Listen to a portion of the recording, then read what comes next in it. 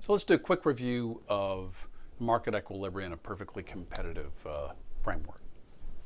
So we have price takers on the supply side, price takers on the consumer side, and we've got a demand curve for this product, which happens to be milk in this notional example, where the height of the demand curve at any particular quantity tells you the willingness to pay.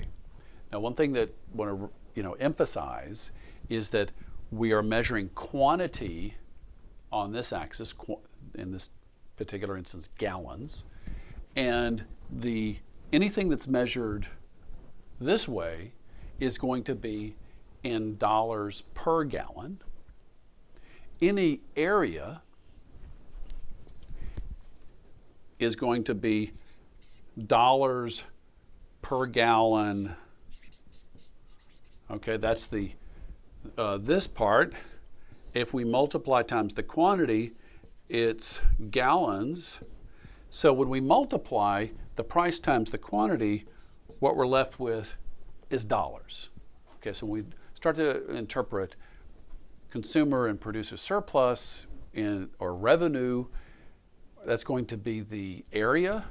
It's price times quantity.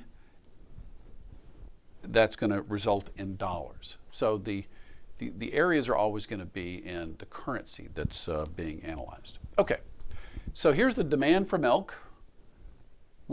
Shows the willingness to buy from a consumer standpoint. We've got the supply of milk, which we use to reflect the producer's willingness to supply in this market. And just to keep things simple, we'll assume that all producers of milk have the same cost. So the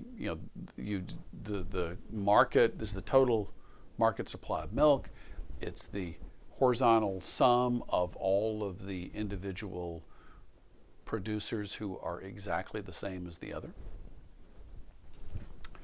Okay, clearly, the equilibrium price is where supply equal to demand. This equilibrium price we will denote by star. And let's identify some various areas here. When we have the combination of these two factors, the supply and demand combined, what we have at that one particular price is its supply equal to demand. The demand is Q star, the supply is Q star. And so from the consumer standpoint,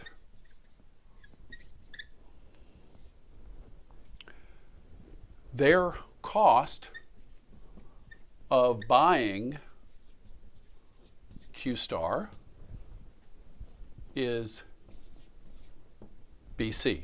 Recall, since it's going to be price times quantity, it's going to be an area.